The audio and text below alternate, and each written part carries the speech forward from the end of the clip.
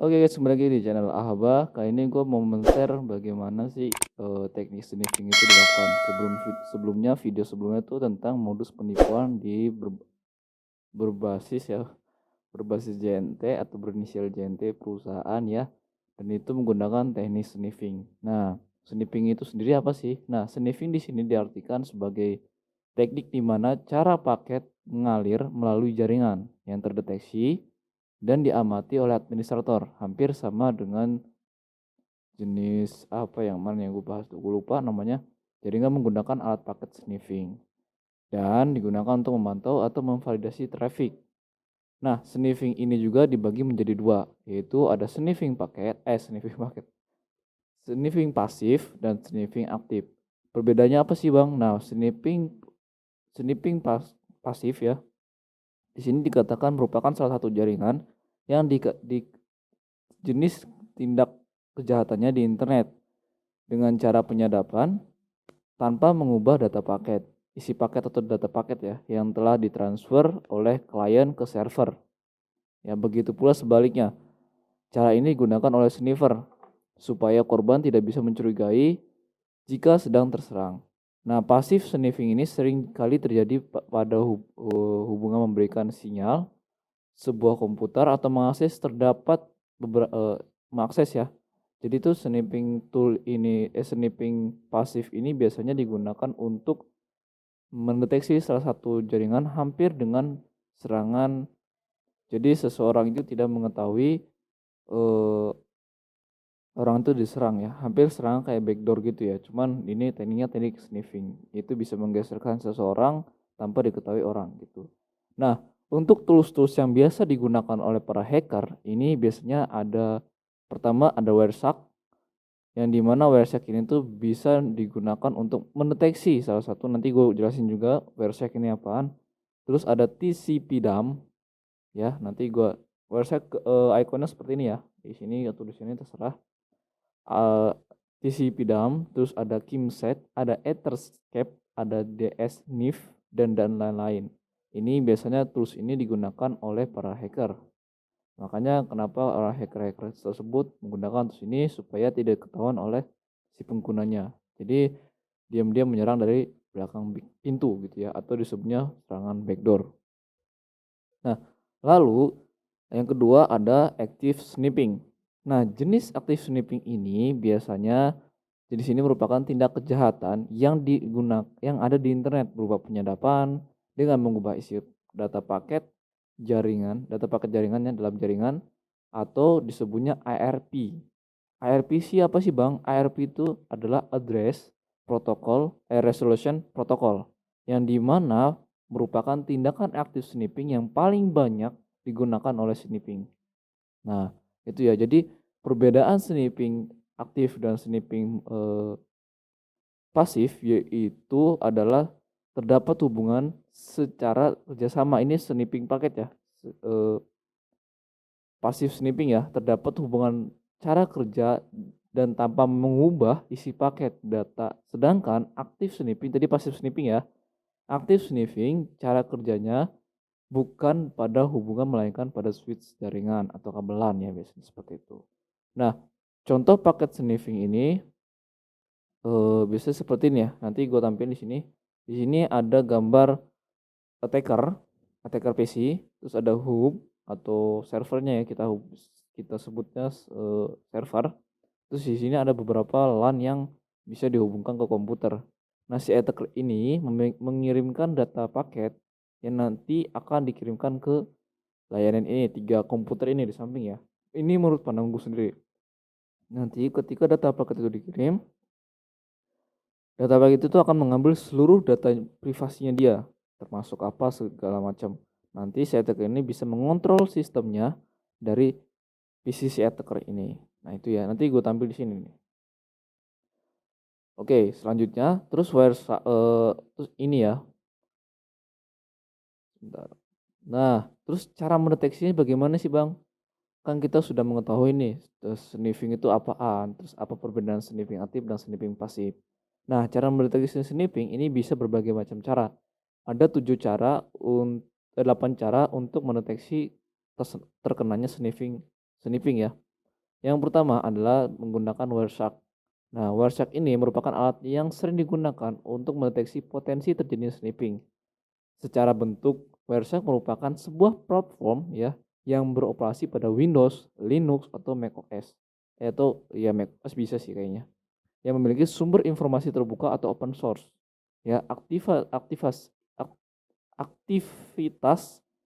klien server dapat mudah dilakukan sekaligus, dapat dengan mudah dilacak menggunakan Wireshark. Selain itu, Wireshark dapat membantu menyaring paket berdasarkan IP, protokol, dan lain sebagainya. Jadi Wireshark tuh berbagai macam ya. Dulu gue pernah mendeteksi salah satu jaringan yang menggunakan Wireshark karena gue juga masih belajar Wireshark itu baru beberapa bulan gitu ya. Jadi gue dapat IP address-nya dan protokolnya gitu ya. Protokol servernya seperti apa gitu. DNS server seperti apa. Gue pernah mencoba seperti itu. Cuman tuh di rumah gitu ya. Nah, Wireshark ini juga biasa digunakan oleh para hacker gitu ya. Oke, yang kedua adalah debug. Debug atau disebut DNS sniff ya. Nah, bentuknya seperti ini. Ini ada salah satu gambar yang dimana DNS sedang bekerja. Nah, ini adalah aplikasinya yang sering digunakan oleh para hacker gitu ya. Oke, ini seperti ini. Gambaran nanti gue tampilin di sini. Nah, DNS NIF ini debug merupakan bukan DNS ya, salah baca gua. Debug adalah alat merupakan untuk sebagai pendeteksi dan analisator jaringan yang berbayar. Cara kerja debug ini dengan mencegat lalu lintas yang terjadi dari satu lebih perangkat. Nah, di sini bisa kita artikan bahwa debug ini bisa mendefense serangan-serangan yang ada di jaringan ya, salah satu jaringan yang mencegat lalu lintas jaringan yang terdapat pada perangkat, artinya bisa mencegah gitu ya. Karena debug ini gue juga baru dengar atau baru tahu, jadi gue nggak menjelaskan terlalu banyak tentang debug ya. Terus yang ketiga yaitu DNS-NIF. Nah, di DNS-NIF ini sepertinya ya, tadi salah ya, bukan ini. DNS-NIF ini merupakan salah satu alat pendeteksi terjadinya sniffing pada komputer korban, ya kan? Jadi tadi attacker ini memberikan alamat paket data atau mengambil paket data dari seseorang yang dia tuju. Nah, jenis alat ini yang paling terkenal sebab dapat memantau, mendeteksi password dan jaringan server. Gitu. Jadi dia bisa mendeteksi semua jaringan atau password pada si PC komputer ini. Ya, silakan dicoba. Nanti bentuknya seperti ini. Cara kerja si DNS-NIF ini seperti ini. Oke, yang terakhir adalah metode ping. Metode ping, cara berikut ini mendeteksi terjadinya sniffing melalui teknik ping ya. Ini mungkin yang sering menggunakan CMD ya, menggunakan CMD untuk mengecek lalu lintas jaringan atau kecepatan jaringan.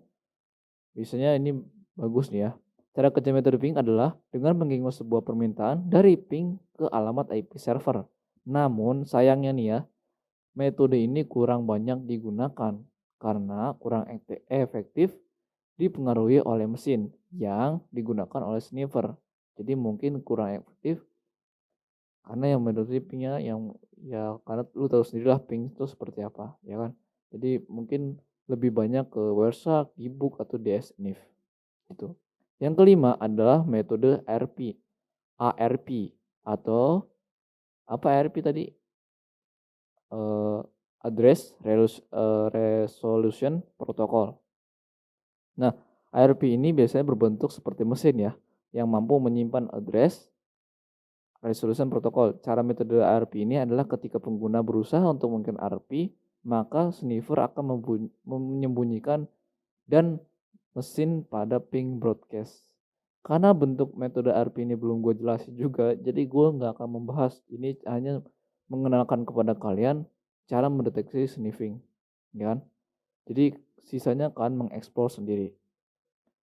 Terus yang keenam adalah on localhost atau OLH, ya. Terdapat pada deteksi lain, yakni localhost yang merupakan alat untuk mencari mesin yang sedang bekerja atau berjalan pada serangan sniffer. Yang ketujuh ada ARP Watch. Ini ARP juga alat pendeteksi selanjutnya adalah ARP Watch yang merupakan pemicu alarm pada saat melihat cache, ya, dan sebuah ARP yang terduplikat. Cache itu udah pernah gue bahas tentang 12 istilah backend developer, silahkan kalian tonton. Tentang cache itu mungkin gue jelasin banyak. Terus menggunakan IDS. Apa sih IDS itu? Nanti gue jelasin juga. Cara terakhir adalah menggunakan untuk mengantisipasi terjadinya sniffing, adalah menggunakan IDS. IDS ini juga berguna untuk melakukan pemantauan dan pendeteksi sniffing ARP pada suatu jaringan, ya kan? Jadi IDS itu ntar gue jelasin singkatannya apaan, karena gue akan membahas seluruhnya gitu. Ini adalah cara mendeteksi sniffing. Terus bang, kok banyak yang nggak taunya? Karena gue mungkin yang gue paling sering praktek adalah Wireshark, ya. Sisa dari Wireshark itu gue baru baca juga atau baru membaca atau mengeksplor sendiri. Sisa prakteknya belum. Jadi Wireshark mungkin sudah sedikit paham. Nah, itulah cara mendeteksi sniffing. Jadi sniffing ini bisa kalian deteksi ketika kalian terjadi penyerangan yang tidak diketahui oleh kalian. Terus bagaimana bang cara belajar sniffing? Nah, itu bisa mengeksplor sendiri. Nanti gue akan ajarin bagaimana sih cara belajar sniffing dengan baik dan benar gitu ya. Serangan-serangan sniffing atau mendefense gitu ya. Oke. Terus protokol apa aja sih bang yang sering digunakan oleh sniffing atau yang sering digunakan oleh serangan sniffing ini? Nah, ini ada 6, ya. Ada 6 yang biasanya digunakan oleh serangan sniffing. Yang pertama ada HTTP, ya. HTTP apa sih bang? HTTP adalah Hypertext Transfer Protocol. Nah, ada lagi dengan HTTPS. Mungkin gue udah pernah jelasin juga di 12 istilah backend developer mengenai tentang HTTP dan HTTPS. HTTP adalah Hypertext Transfer Protocol, yang dimana perbedaannya adalah cuma di S-nya doang.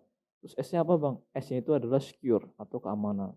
Jadi kalau misalnya kita gabung adalah HTTP adalah Hypertext Transfer Protocol Secure, artinya sudah diamankan. Bentuknya gembok kunci ya. Nah,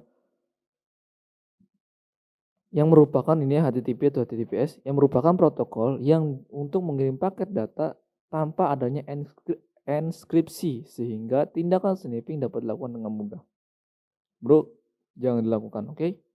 Ini gue akan memberikan tools, bukan tools ya, protokol yang sering digunakan oleh para hacker untuk menggunakan teknik sniffing. Yang kedua ada SMTP atau Simple Mail Transfer Protocol, yang merupakan protokol yang digunakan untuk transfer email namun kurang aman untuk melindungi data dari tindakan kejahatan yang berbentukan sniffing. Nah, Simple Email Transfer Protocol ini bisa digunakan untuk spam atau biasanya yang gue tahu adalah untuk menyerang emailnya sendiri, gitu, emailnya orang lain gitu ya, tanpa kita ketahui. Hampir sama dengan teknik sniffing juga, cuman ini menggunakan teknik transfer email atau spam ya kita gunakan. Terus yang ketiga itu adalah NNTP atau Network News Transfer Protocol. Merupakan protokol yang digunakan untuk semua jenis komunikasi, meskipun demikian NTTP atau NNTP memiliki kelemahan, yakni setiap paket yang dikirimkan berbentuk teks kurang terbaca dengan jelas sehingga sangat rawan sekali itu ya. Rawan sekali itu artinya ya rawan mungkin karena mungkin takut mengerikan ketahuan atau bagaimanapun itu NTTP sangatlah rentan untuk diketahui semua orang gitu ya. Jadi kita menggunakan Ya mungkin lebih banyak ke HTTP, SMTP, dan NTTP dan POP. Nanti gue jelasin tentang POP. Oke, yang keempat adalah POP atau POP. Kita sebutnya POP ya.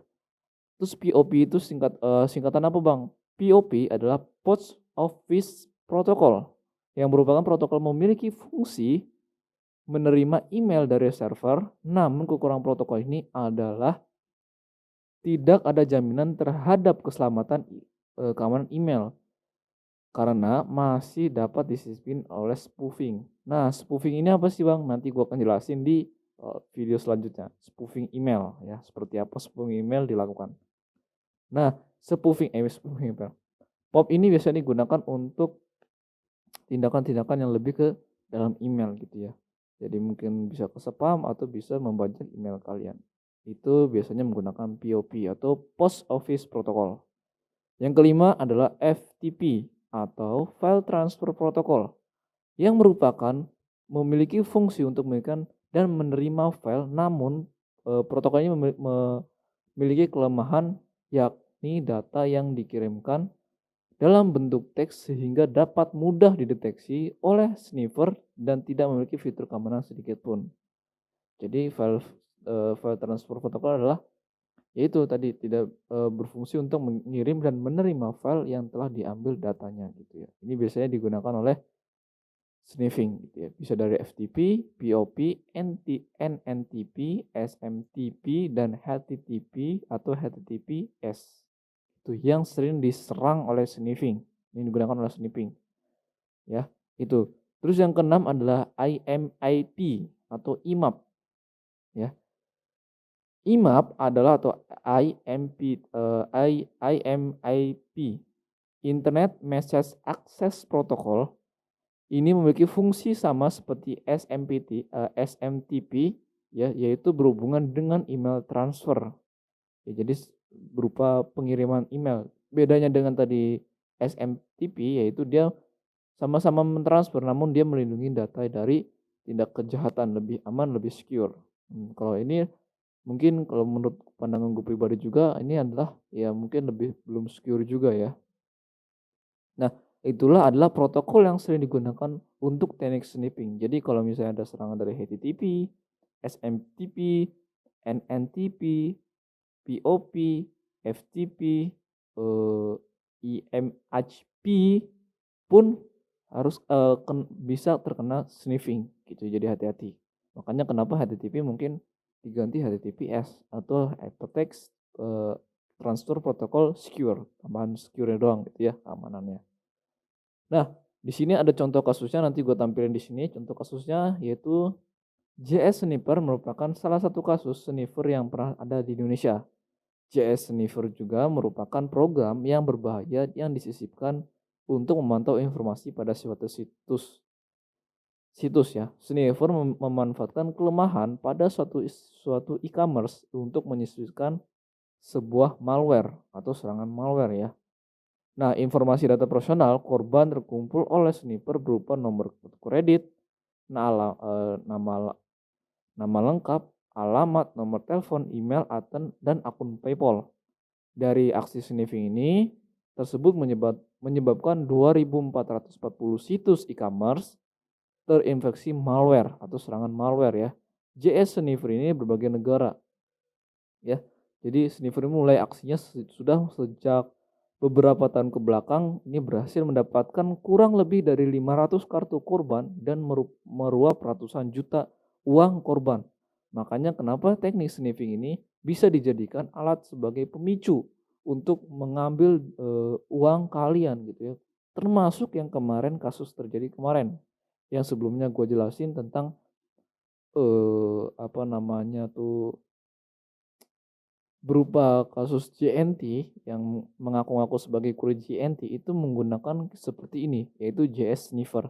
Karena di JS Sniffer ini tadi yang contoh studi kasusnya adalah dia bisa mengambil kartu kredit, terus bisa mengetahui nama lengkap kalian, terus bisa mengetahui nomor telepon kalian juga, terus bisa mengetahui email dan akun PayPal kalau kalian menggunakan akun PayPal. Ya, ini sangat berbahaya apalagi kalau kalian punya kartu kredit dan dananya sangat besar gitu. Makanya berhati-hati. Nah, lalu apa aja sih yang sering bisa di-sniffing? Yang pertama adalah lalu lintas email, ya kan? Lalu lintas email seperti apa sih, Bang? Lalu lintas email tuh saling mengirim atau menerima email. Contohnya kalau kalian mentransfer data, mentransfer file lewat email, itu bisa kena sniffing. Emang setiap saat kena sniffing? Enggak. Sniffing ini adalah suatu serangan, bukan virus ya, bukan virus, tapi suatu serangan. Jadi enggak setiap saat ketika kalian transfer enggak kena sniffing, kecuali ada attacker yang bisa sniffing email yang tadi gue jelasin, apa namanya, protokol yang sering digunakan oleh sniffing itu. Atau biasanya disebutnya, kita menggunakan, passive sniffing yang bisa, lewat ini ya, apa namanya tuh tadi, lalu lintas email. Terus yang kedua adalah lalu lintas DNS. Nah, DNS itu apa? Nanti gue jelasin juga di lain waktu, karena gue Pro 28 juga DNS. Ini bisa terjadi karena ada berupa server yang bisa di-sniffing juga. Karena kan DNS kan singkatan paling terakhir kan server ya, network server. Jadi bisa terkena sniffing juga atau pemblokiran server ya. Terus kata sandi FTP, tadi gue jelasin juga FTP itu apaan, atau file transfer protocol bisa ini tadi yang gue jelasin juga memiliki kelemahannya, ini data yang dikirim dalam bentuk teks dan lebih mudah dideteksi oleh sniffer gitu ya. Nah, ini juga termasuk yang bisa di-sniffing oleh para attacker gitu ya. Bukan hacker ya, kita lebih ke dasar aja, attacker aja dulu ya. Terus lalu lintas website atau situs-situs yang ilegal gitu ya, dalam arti yang belum punya izin atau misalnya dalam arti masih ilegal gitu ya, masih di bawah ambang-ambang gitu. Ini bisa terjadi kena sniffing gitu ya. Oke, sebentar ini kabelnya aku rada berantakan. Oke, terus yang kelima adalah kata sandi telnet. Ini telnet gue juga baru dengar, telnet itu apaan gue juga belum pernah dengar. Jadi kita ambil dengan kata sandinya saja. Kata sandi bisa kena sniffing atau pemblokiran kata sandi. Yang tadi gue bilangnya kan, sniffer ini bisa mengetahui segala jenis password ya. Yang tadi gue bilang adalah bisa mengetahui password kalian, bahkan email kalian gitu ya. Makanya sniffing ini paling banyak sering dilakukan oleh para attacker. Terus yang keenam adalah konfigurasi router atau yang kita sering kenal adalah port-port ini ya, biasanya kena itu sniffingnya ya. Terus yang tujuh adalah sesi obrolan. Nah, sesi obrolan itu berupa apa? Chat, terus ya telepon dan lain sebagainya, itu bisa terjadi kena sniffing. Dan tujuh ini biasa dilakukan oleh para attacker untuk bisa mengetahui si korban ini, si attacker ini bisa mengambil data dari si korban. Ya dari mulai misalnya dari chat atau dari manapun itu bisa si attacker bisa mengetahui. Terus keuntungan dari sniffing ini apa, Bang? Ya kita bisa menjual, apalagi kalau misalnya CS sniffer ini ya tadi yang gue bilang dia bisa memberikan, nomor kredit atau bisa mengetahui nomor kredit kartu kalian, terus alamat lengkap kalian, terus nama lengkap kalian, terus nomor telepon dan email, bahkan akun PayPal.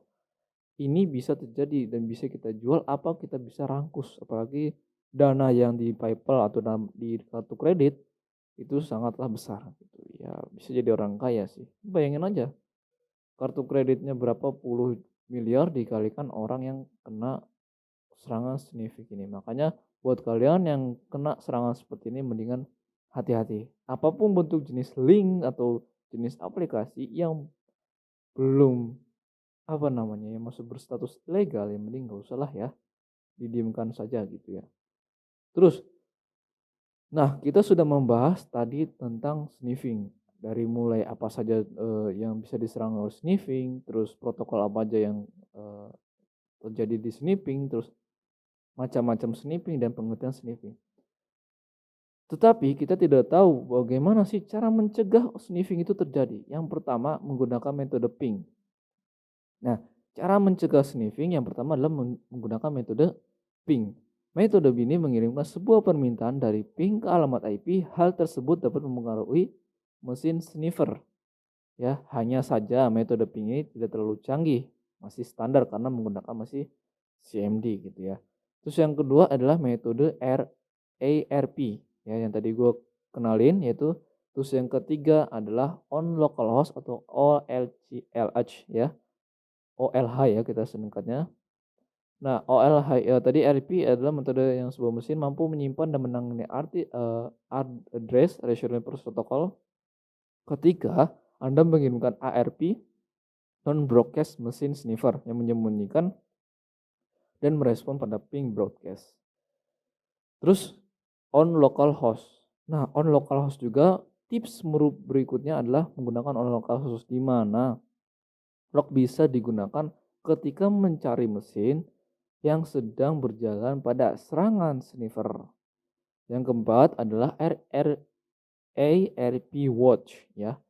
Merupakan metode yang dilakukan untuk memicu ketika alarm ketika melihat cache pada duplikat sebuah ARP atau address resolution protocol. Yang kelima adalah menggunakan IDS ya kan. Cara terakhir mencegah sniffing adalah menggunakan IDS ya kan, yang dilakukan untuk memantau mendeteksi ARP ya atau address resolution protocol pada jaringan kalian sendiri. Nah, sniffing adalah penyadapan yang dapat membahayakan individu maupun perusahaan besar. Jadi sebaiknya lu pada nih ya memasang perlindungan terbaik untuk komputer guna menghindari serangan dari hacker.